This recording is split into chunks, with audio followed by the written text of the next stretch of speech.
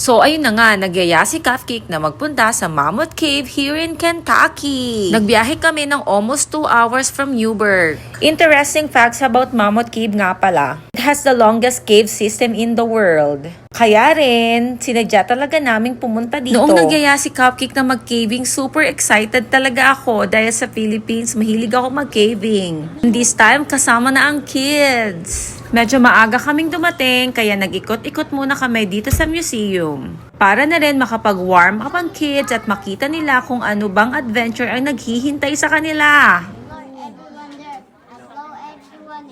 11:15 ang aming schedule kaya pumunta na kami sa shelter dahil dito ang waiting area. Mayroong quick briefing bago kami sumakay ng bus going to the cave.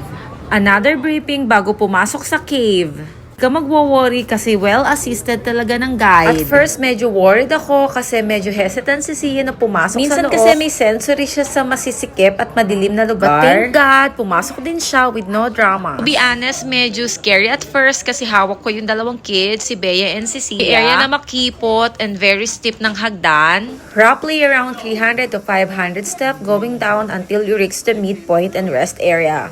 Another quick briefing at dito in-explain ng tour guide some facts and history about this specific area. If you have kids nga pala na kasama sa tour, I suggest dun kayo sa dulo kasi they need to wait all the participant na makarating sa rest area bago mag-start ang briefing. And based on our experience, naiinip sila. Maganda rin pag nasa dulo ka kasi you can take a lot of pictures and videos. Ito yung area nga pala na nakakapagod kasi paakyat na talaga siya at nakakapagod yung hagdan. Pero may rest area again. I'm so proud of my Sia kasi she's so happy and sobrang na-enjoy niya talaga ang cave. May moment nga dyan na pinipigilan namin siya kasi ayaw niya na magpahawak ng kamay at gusto niya tumakbo. I am always amazed how capable she is. Recently talaga, all of our gala, wala na talaga ako nagiging problem sa kanya. But this time kasi cave, madilim, masikip, baka kung magkaroon kami ng sensory problem sa kanya. But no, wala kami naging problem at talagang na-enjoy niya ang moment. Kaya never underestimate an awesome kid. They are capable of so many amazing things. We just have to try and expose them. Nga pala, domes and dripstones nga pala ang napili naming tour. Maraming iba't ibang klaseng tour, kaya if you are interested, please check their website. $30 for adult, $25 for kids 6 to 12, $8 for 3 to 5 years old. 2 years old and under are free.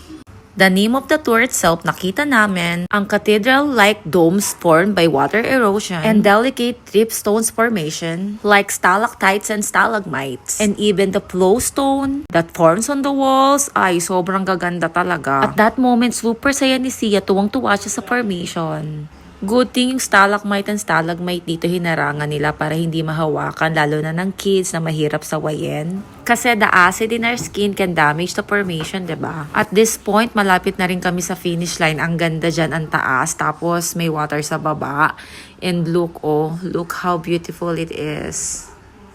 At this point, talagang nagrereklamo na rin si Bea at ang sakit na raw ng paa niya. Kahit ako, napagod din talaga ako. Kaya I suggest, bago kayo pumunta sa tour, mag-warm up muna kayo, mag-stretching kayo, mag-ready kayo sa tour na ito.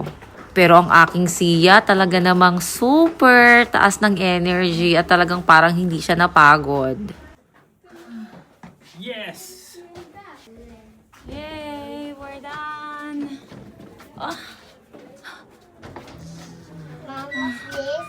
It's a door going out. I think we spent more than 2 hours inside the cave. And to be honest, after 4 days, bago nawala yung sakit ng legs ko pagkatapos ng tour na yan. Wala talaga akong warm up. Hindi ko naisip na mag-walking or mag-yoga before ng tour. Kaya talagang super sakit. But still, it's such a wonderful experience with kids.